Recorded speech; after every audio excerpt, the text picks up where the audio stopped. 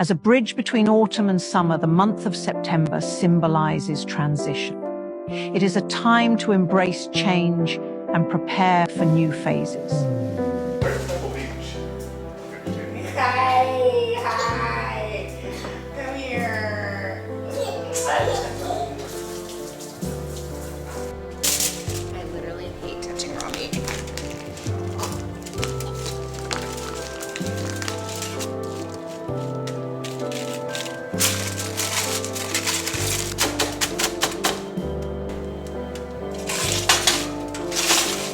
How did I get stuck with cooking lunch? I'm not quite sure. I don't know, but I'm happy to do it.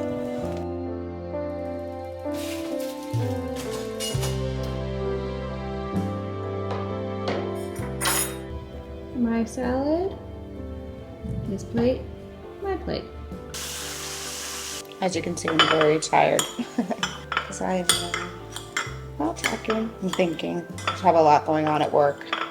It's planning season, and I'm thinking.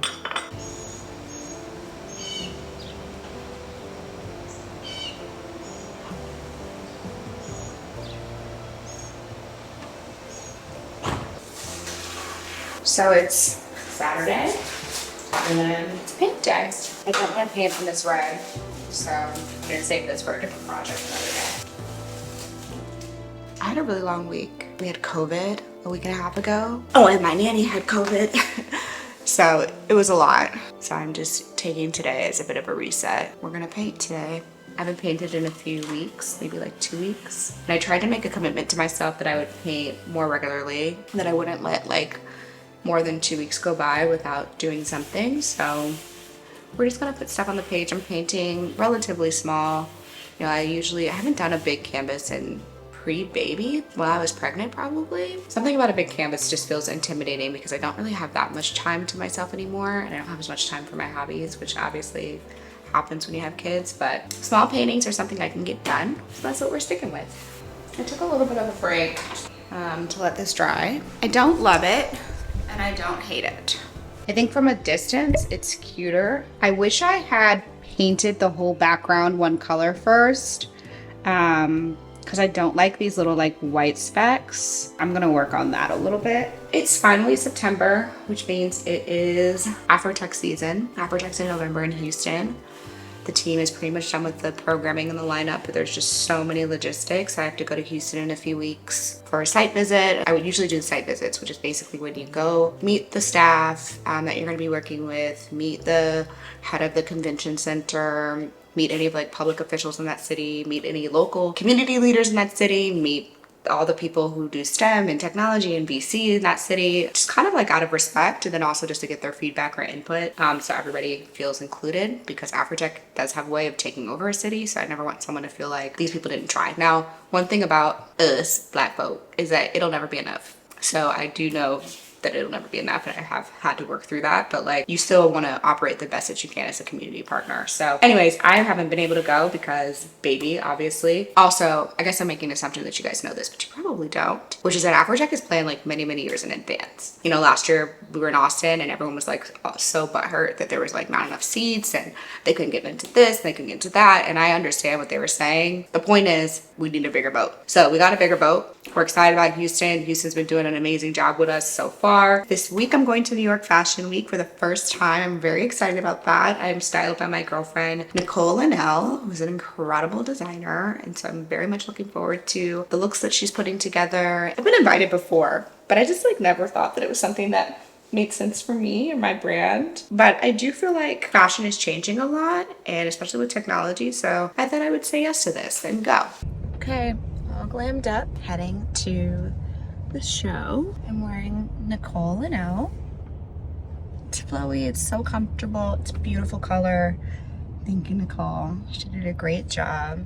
I called her last week, so I love it when my girls come through. Yeah, I feel pretty. Good evening, everyone. Congratulations to everyone receiving awards tonight. Licensed 10 months this month, today.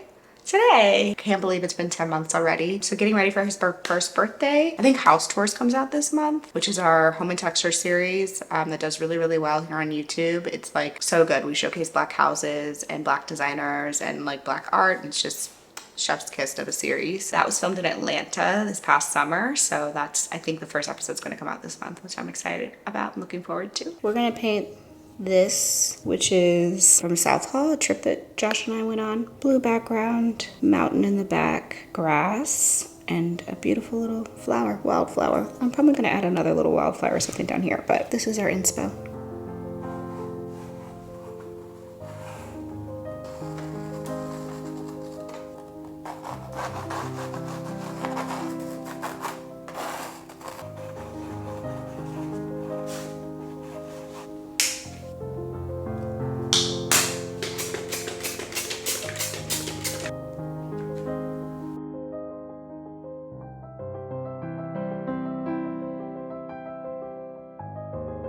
Okay, check on baby. Okay, still asleep. Still asleep. Pretty.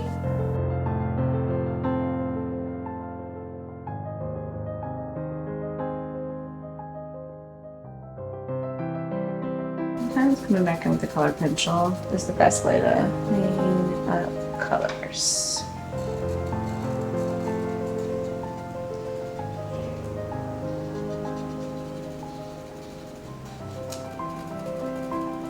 It's almost time for Langston to wake up, so I just have to call it a day. It's Monday, August 16th. My Wi-Fi's not working. We just spent thousands of dollars to make sure that this studio could be hardwired. I hadn't been able to really work out here because the Wi-Fi just like couldn't make it through the glass and the brick on the house. So we just got it hardwired, and literally look at all these cords. It's like so many. Shout out to Josh and our IT guy for figuring this out. And I woke up this morning ready to go, have my first full week working outside, and it's not working. I have no travel this week, which I'm excited about because I can actually just sit at home and have a bit more of a routine. It's a big week for Aper. We are launching our membership program, which is called Aper Insider, which is for all of our amazing community members who are like really want to stay connected, really want to know what's going on. They get annoyed when we have like happy hours or events and they're not invited or they don't know. Hey honey, you can come in. It's not our people.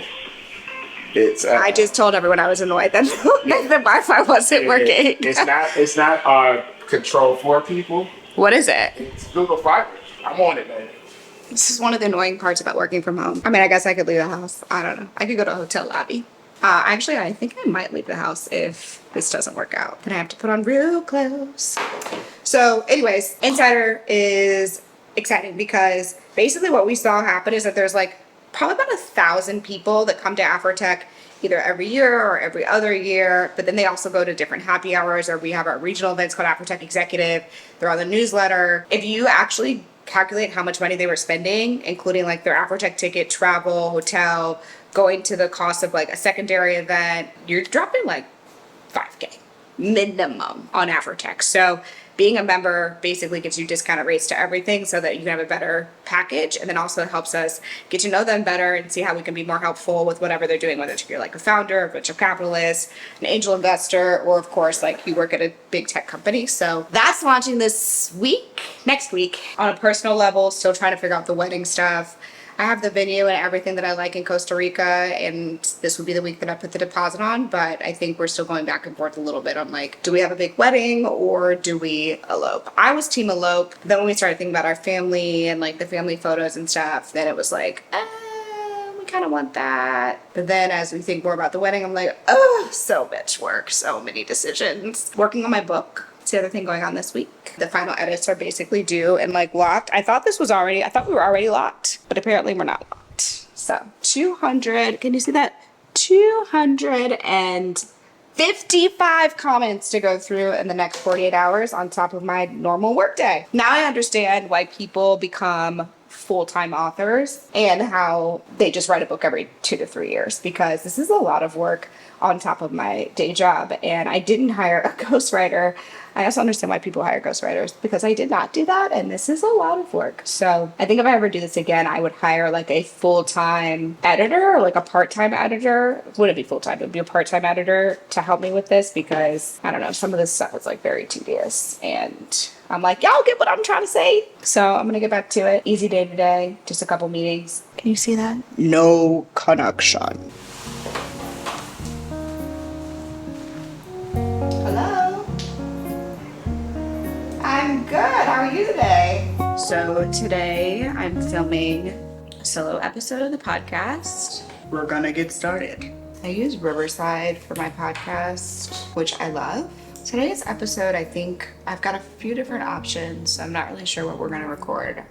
I don't like prep that much for my episodes, especially when they're solo episodes. I kind of just go with it. I have like some show notes. Kate, my chief of staff, we usually like talk about a bunch of different ideas, and then she'll like kind of write them out after we talk about them. And then I just, depending on my mood, I woke up and I just like wasn't really feeling it. I was like, oh, my hormones are dropping because I stopped breastfeeding. And so my hormones have just been like a little out of whack. So I woke up and was like, I'm not feeling charismatic. I'm not feeling like I want to talk to myself in a camera. And so I texted her like, Nabby, I'm not gonna make it today. Then I kind of do all the things that I know I can do to help change my mood. So I like took a shower, got ready for the day, put on real clothes, put on jewelry, made my morning matcha, got my water, hung out with the baby, I had breakfast, I went outside. So everything I'm saying sounds totally reasonable for a morning routine, but if I don't do all those steps, then sometimes I don't feel as great starting my day. So I was like, let me just do all of the things and get some sunshine. And I took my first call. And then after my first call, I was like, I feel fine. I feel like a normal, emotionally regulated person.